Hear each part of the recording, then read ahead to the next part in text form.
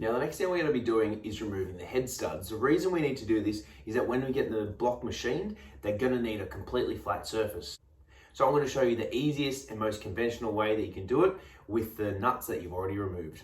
So what we're going to do is grab 2 of the head stud nuts and we're going to place them on there. Now we're going to put one upside down and then one normally. So what we're going to do is wind them both on until they seat against each other, and then we're going to lock them together and then use the bottom one to turn the entire thread to pull it out. Now we're going to use a ratchet spanner to do this. That way when we're putting it on, it's going to be a lot easier to apply rather than winding it in by hand, because the nut also has some paint on it as well. So we wind that on. Now you want to do this as far down as you possibly can. The reason for this is if you do it right towards the end of the thread, you may find that it will snap.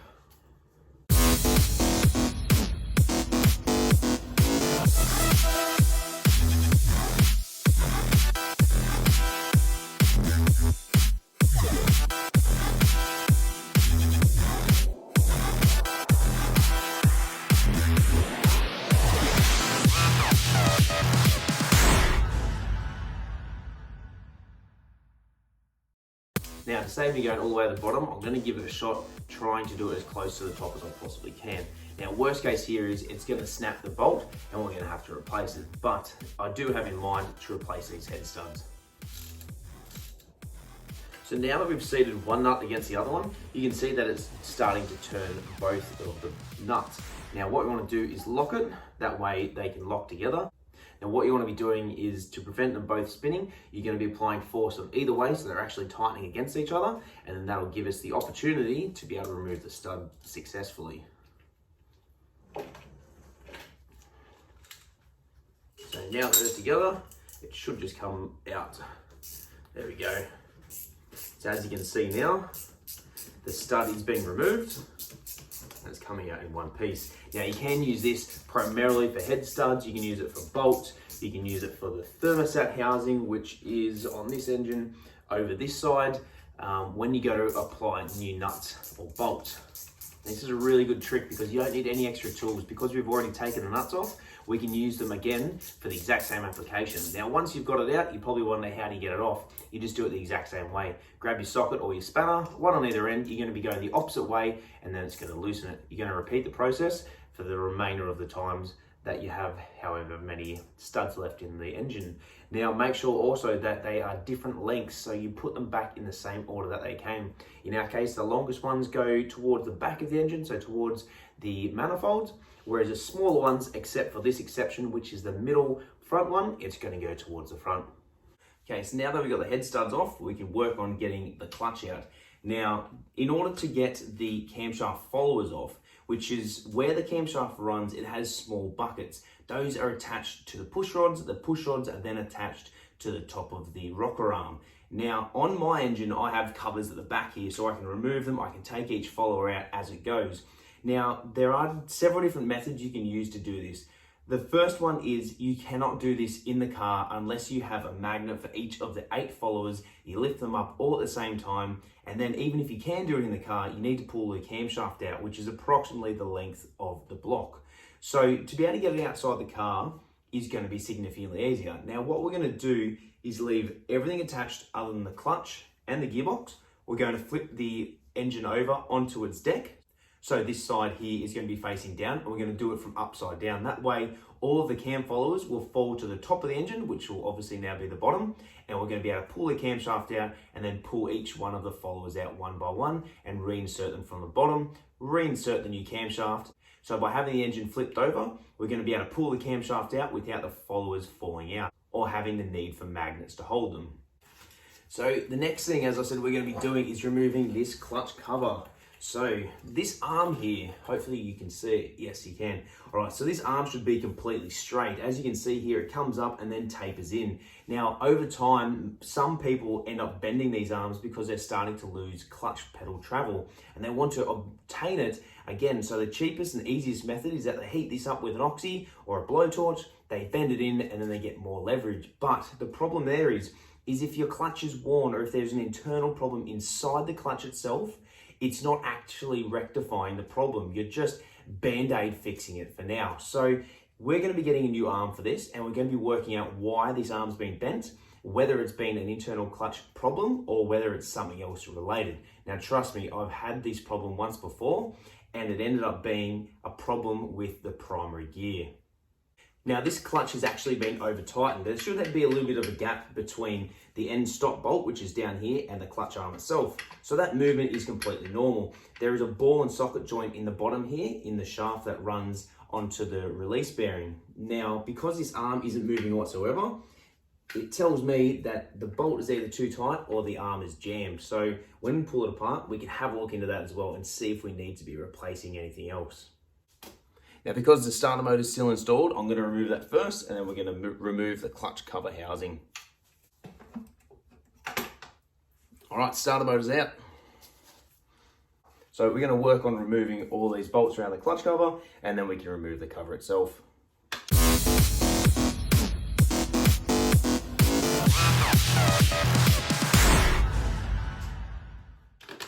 Now, not sure if you can see, but it's actually missing a bolt down the bottom. You probably can't see it because the engine is too far forward.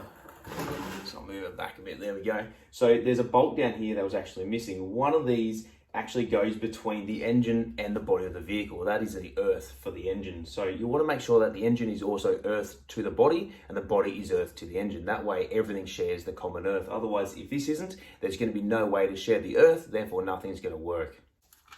So now all the bolts are off. That cover will just pull straight off. Now, so you can see the bearing inside here. It's actually moving quite freely, which is good. Now, another thing you want to be checking is the release bearing itself. If you hear an audible bearing type of sound like this one, it needs to be replaced. So we'll add that to the list of parts we need to change.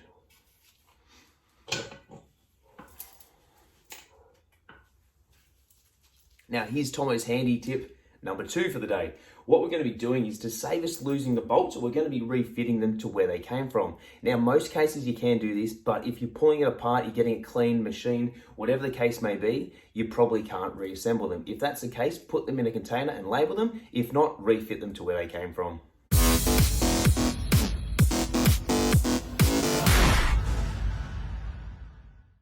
Don't forget also that Minis use UNF and UNC, which is a coarse and fine thread bolts. You don't want to be replacing the bolts in the wrong hole and creating a problem by destroying the thread. So the next step we're going to be doing is removing the diaphragm. Because this is a pull style clutch, it works the reverse of a standard style clutch. So this diaphragm is going to pull the clutch outwards. So once it is pulled outwards, it is then engaged. When you put your foot on the clutch, it pushes this in, which disengages the clutch from the flywheel. That's what gives you neutral. So it works the opposite way to a standard push style clutch. These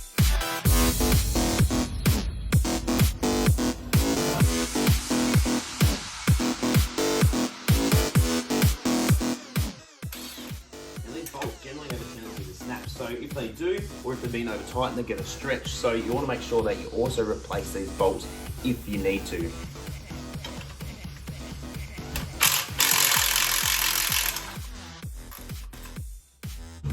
They also come with a rattle-proof washer, so you want to make sure that you reuse them or buy new ones when you reinstall this part. Now, I'm coming up with all the handy tips for today. You find sometimes that when you take a bolt out, the bolt stays inside the socket or even a nut. If that's the case, grab yourself a punch or even a small drift, stick it through the top, give it a hit, and she'll come straight out. Now, there's no need for us to remove these plates, so we're going to leave those on there. Next thing we're going to do is remove the flywheel bolt. So we're going to need a 1.5 inch socket. We're going to jam it on there. We're going to grab the rattle gun and safety first with a bit of earmuffs.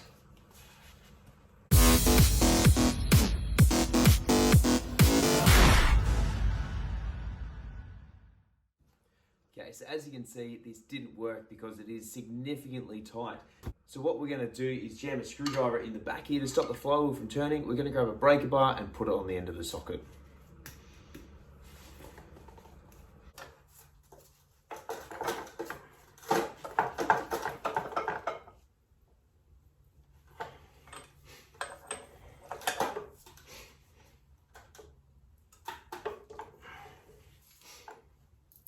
Alright, so now that she's coming loose, we can probably grab the rattle gun on there after another couple of turns.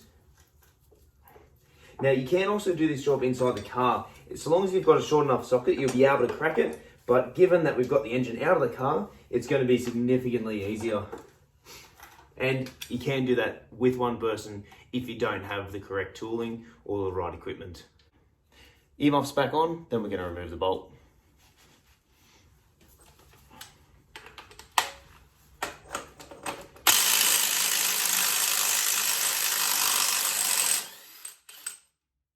Now, every time I remove this bolt on the flywheel or the crankshaft, I replace them. They're only a couple of dollars and it's worth its weight in gold. If you use this several times and you end up stretching it, you're going to do damage and it's likely to snap at some stage, which then it's going to cause you a greater drama in the future. Now, to get the flywheel off. So the first thing we do before we start removing the flywheel is remove the spacer and lock tab. So this will only go in one particular way and it'll actually line up with the crankshaft.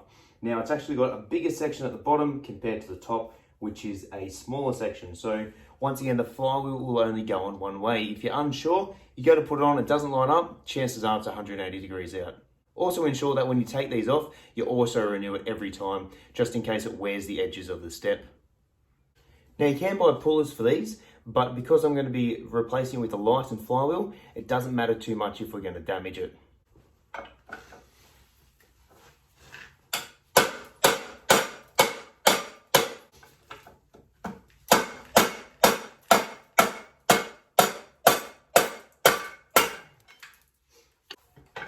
All right, a couple of good hits and she's come off. So like I said, this isn't good practice to do. You should always use the right tool for the job, but because I don't have the tools, and like I said, we're going to be throwing this straight in the bin, we're going to be renewing it. So it doesn't matter too much if we're going to be damaging it.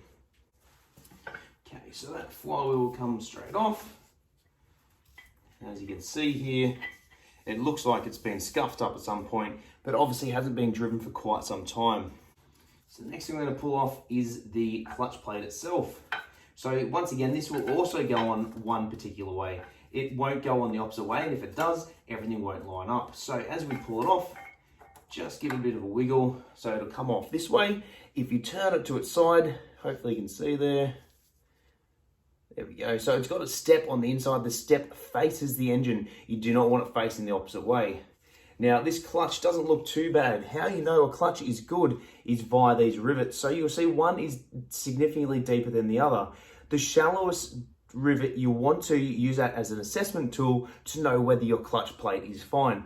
If the rivet was in line with the clutch material, then you know it needs replacing. If it looks like this, then it's definitely in good condition and you can reuse it. But as I said, because we're replacing the flywheel, we're also going to go to lighten pressure plate, clutch plate, and diaphragm as well.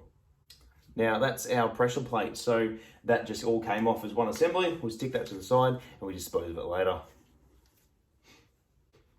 Now on one engine that I built not long ago for my mate, we found that it had a clutch problem. The more I investigated, the more I found that it actually had an internal problem within the engine.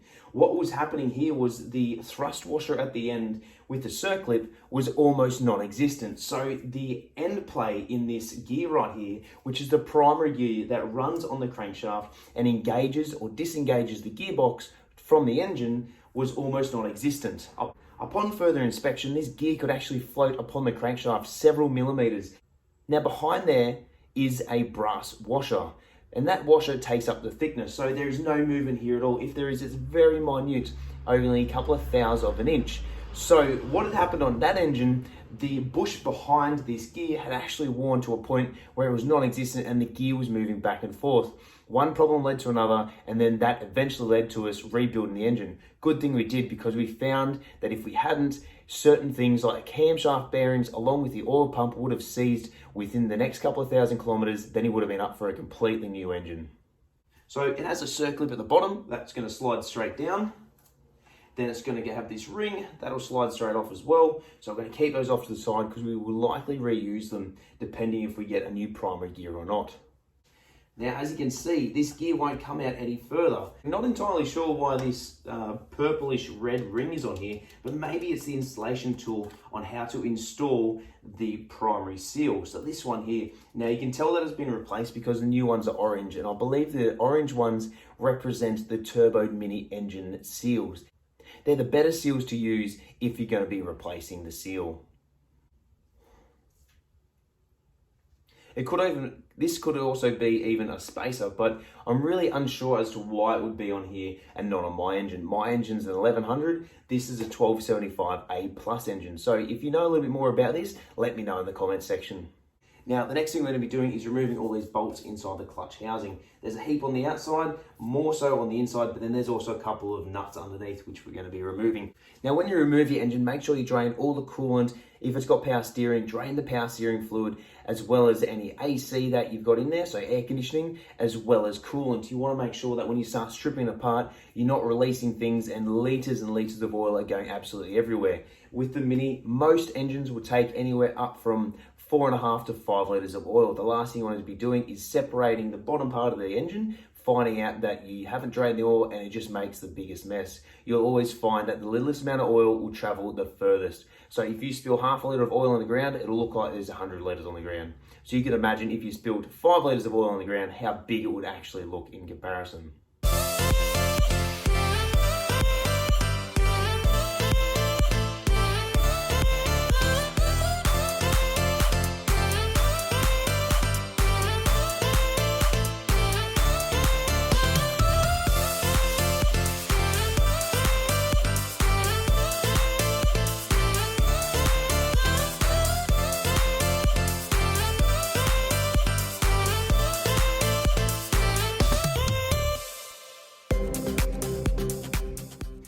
So it turns out this engine does have some oil in it. I didn't realise until we started to remove that cover.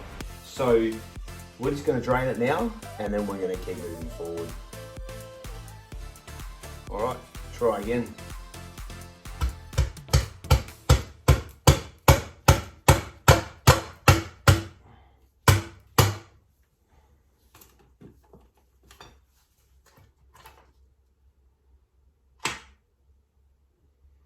Okay, so we have the clutch cover casing off. It's still draining the oil, so we put that off to the side, and then we can keep going with the disassembly. Now, there's a couple of bearings in here as well. These look like they've been replaced, so they're in really good condition. They're not noisy, so that's really good. Now, like I was saying before, this is the primary gear. So this is what transfers drive from the engine down through the gearbox, which is the idler, and then down through the input shaft. So the bush that was missing on the engine rebuild that I did was this bronze or brass one right here. So that's in really good condition. Now, you can see this is where the oil pump is. So to be able to do it, you need to disassemble half the engine, which on most conventional cars, you need to remove the sump. On this car, you do need to do a little bit of homework to find out how it actually comes apart in order for you to replace it. So also inside here as well, you want to be checking for any wear. So this looks really good. There's probably no point replacing this. You can replace the brass bush inside here, but it looks really clean. So there's no point in us getting another one because they are quite expensive, and even at the end here as well.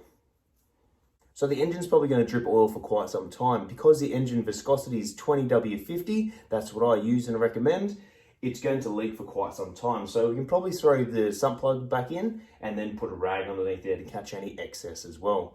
Now it's onto the front of the engine to remove the timing chain.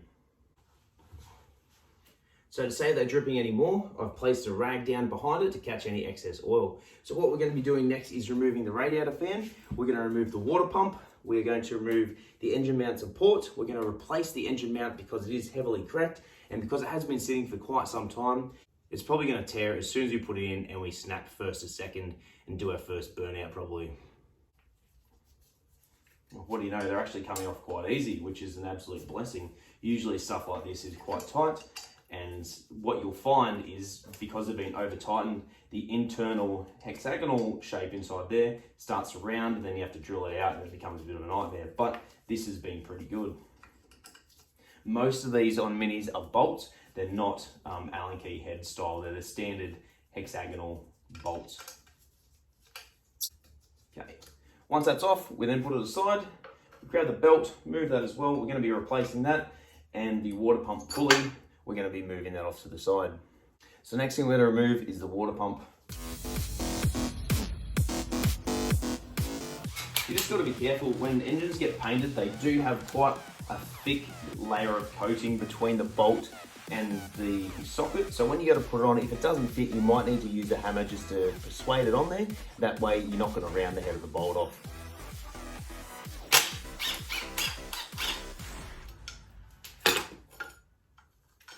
So this water pump has definitely seen better days. You can see all the corrosion inside here as well. So it's a good thing we're replacing this as well. And all inside here, you can see there's plenty of debris that's been hanging around. So when we send it to the machine shop, they're going to give it a bath. They're going to acid bath everything, clean it all up, and it's going to come up like new. Right, next thing is going to be the bottom engine mount.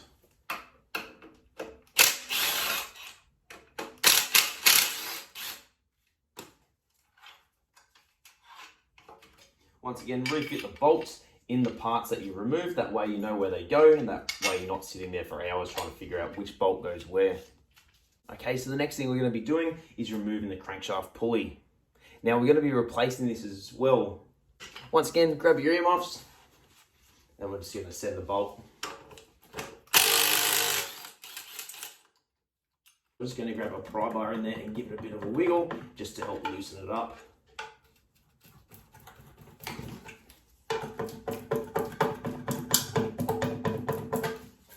Careful we don't damage the casing as well. So there we go. Alright, she's off. Now most Minis will leak from around this sort of area. Minis do leak and there's nothing you can really do about it other than keep resealing it. Next thing we're removing is the engine cover itself.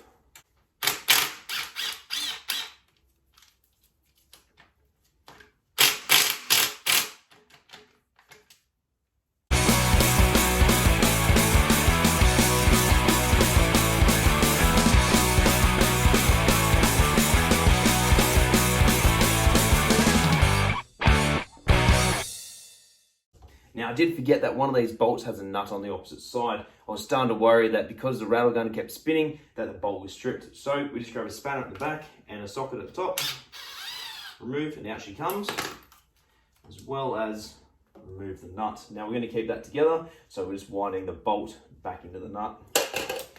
So next thing we're going to do is just grab a pry bar down in behind here, give it a bit of a pry. Hopefully no oil is going to come out, which I doubt it's going to.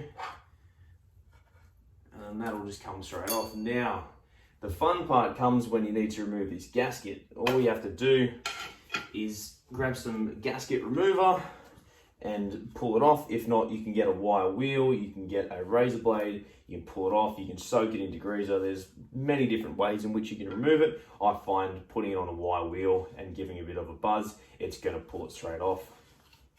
Now at the bottom we have this spacer, so that goes facing inwards. It's got a step, so the step faces inwards. Also it has an F at the front, which means front. Now this one not only has a timing chain, but it's also got a timing chain tensioner. So we need to remove the tensioner and then we can get the cam gears off, as well as the crank gear.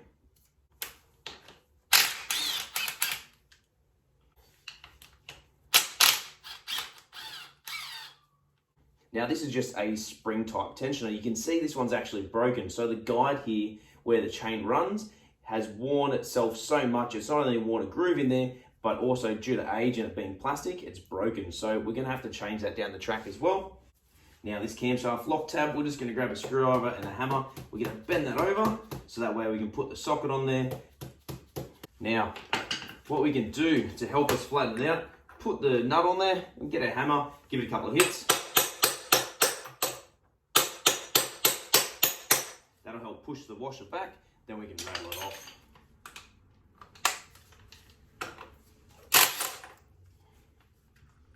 Once she's out, we can then remove the lock tab as well. That'll stay with the nut. That'll go straight in the container. Then we can work our gear off. Once it's moved forward enough, we can then also start working off the crankshaft gear. Now these are called gears and not cogs, so don't ever use that term to a mechanic. Otherwise, if you do, you're probably going to get a black eye. Once it's come off, which she just has, take the gear off it, take the chain off, and then both of them should, and should being the operative word, just come off quite easily. All right, so the next thing we're going to be doing is removing this cam plate with these 3 bolts, followed by the 2 down the bottom here, then this whole plate should just pull straight off.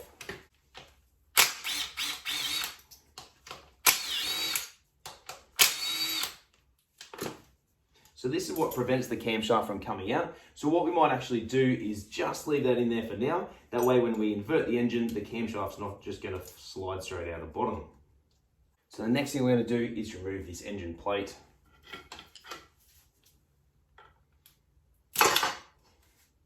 Well, that came off significantly easier than what I remember mine coming off. Now, if you have a look here, it is quite damaged at this end. So we're going to be replacing it. We could just belt it back into shape, but chances are of it sealing again right here are going to be fairly slim. So we're going to get a new engine plate for him.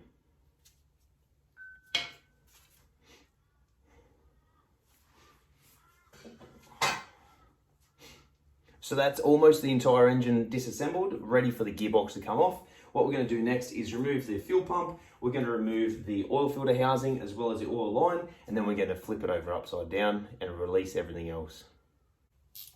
Now this actually has a spacer between there as well, so if you're wondering why you can't put the fuel pump back in and it doesn't sit flush, there is a 1-inch spacer between the block and the fuel pump that needs to go there to be able to space it back far enough for it to sit flush and actually operate correctly. So once the bolts are off, we give it a bit of a pry and out she comes. So as you can see, the tab here, that's what's going to be acting on the fuel pump, which is then going to be creating your pressure. All right, so the next one I'm going to be removing is this pipe here, along with the fitting. We're going to be removing these 2 bolts and then she'll come straight out. Now some of the early Minis came out with a cartridge type filter, but this has been converted or even came out with a spin-on type oil filter. They're a lot easier to work on, but you know, each their own.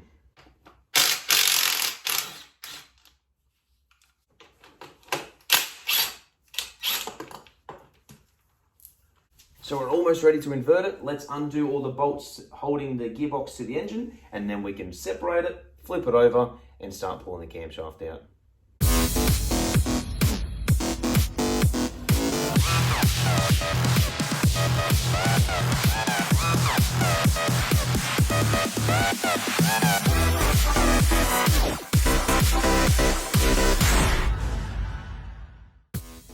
Alright, so I've now removed all the bolts that secure the gearbox to the engine itself all the way around on each side. Now the block's going to be able to lift up. I'm going to put on my toolbox, so we're going to invert it, and then take the camshaft out. Now remember that engine blocks are very heavy, especially mini ones, because they are cast iron, so don't be bending over and lifting with your back. Make sure you lift with your legs.